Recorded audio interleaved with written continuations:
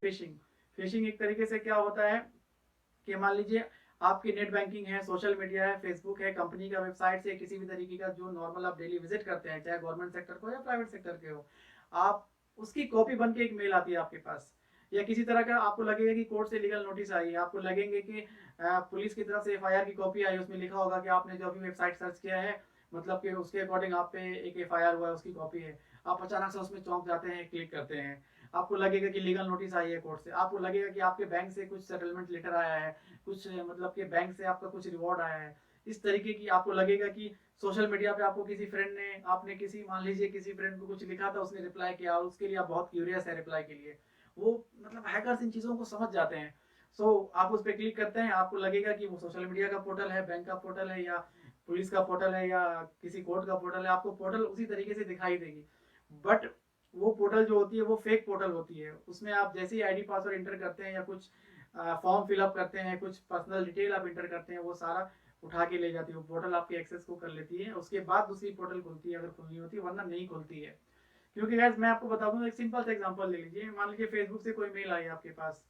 किसी भी social media से मेल आई कि इसके आपको इस फ्रेंड ने रिप्लाई किया है, आप उस पर क्लिक किया आपने, आपको लगा कि फेसबुक खुल गया हमारा, या कोई भी सोशल मीडिया जो यूज कर रहे हैं वो खुल गया, लेकिन आप कभी ध्यान देना उसके ऊपर www.facebook.com या facebook.in लिखा नहीं होगा, उसकी डोमेन की एड्रेस बिल्कुल चेंज होती है, शक्ल आपको दिखेगी उस जैसी, आपने आईडी पासवर्ड डाला, इंटर किया,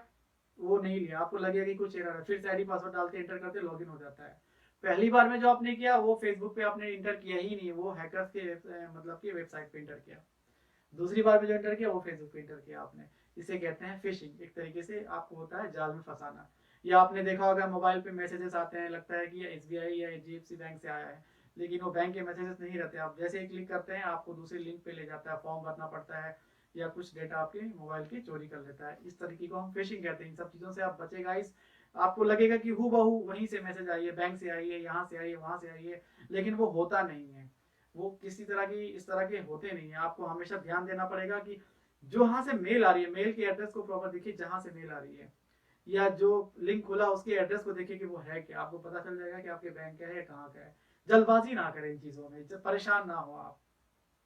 इसीलिए गाइस अनसिक्योर नेटवर्क को यूज ना करें, किसी भी अनजान वाईफाई को कनेक्ट ना करें, किसी भी ऐसी मेल जो आपको लालच दे, मतलब कि इस तरीके की, तो उस पर ध्यान दें कि आप सही में वो मेल आपकी जेन्युइन है या नहीं है।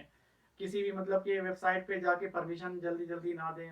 ये इन चीज़ों का ध्यान रखें। नेट बैंकिंग करते वक्त हमेशा वर्चुअल कीबोर्ड का इस्तेमाल करें। सो गाइस ये चीज़ें हमारे लिए ज़रूरी हैं, आप अपने बच्चों को भी ये चीज़ें बताएं, अपने बड़ों को बताएं, क्योंकि हमारे बच्चे हमारे बड़े इन सब चीज़ों से ज़्यादा अवेयर नहीं है। क्योंकि हम यंगस्टर हैं, हम अवेयर हैं इन चीज़ों से, तो अब उनको अवेयर करना ज़रूरी है, वरना मतलब कि किसी तरह का नुकसान भी फ्यूचर में हमें उठाना पड़ जा सकता है। सो गाइस हमारा देश तो डिजिटल है, लेकिन हम डिजिटल नहीं है, हमें अपने आप को डिजिटल बनाना पड़ेगा, तो हम इन चीज़ों से आगे चल पाएंगे, इन चीज़ों के साथ, और इन चीज़ों से सेफ रख पाएंगे। सो गाइस आपको मेरी वीडियो कैसी लगी प्लीज़ कमेंट बॉक्स में बताएं, क्योंकि आपका कमेंट मुझे बहुत सारे आइडियाज़ देते हैं। और किसी तरह का सवाल हो आप मेरे कमेंट बॉक्स में कर सकते हैं गाइस। और अपने दोस्तों में और अपने कलीग्स में प्लीज़ मेरे चैनल को शेयर करें और सब्सक्राइब करने की प्लीज़ रिक्वेस्ट करें, ताकि टेक्निकल दुनिया की नॉलेज से हर कोई मतलब कि रूबरू हो सके और उनको इनका फ़ायदा मिल सके। सो गाइस हमेशा ध्यान रखें अपना, किसी भी तरह की लॉटरी या इन्फॉर्मेशन या इन चीज़ों से बचें, क्योंकि गाइस कोई भी आपको क्यों मतलब कि फ्री का कुछ देगा इस दुनिया में। सो गाइस बस यही ध्यान रखें, सतर्क रहें और बिल्कुल सेफ रहें, और सेफ तरीके से इंफॉर्मेशन टेक्नोलॉजी की दुनिया में कदम रखें और उसका इस्तेमाल करें गाइस। बहुत बहुत शुक्रिया आपका। जय हिंद।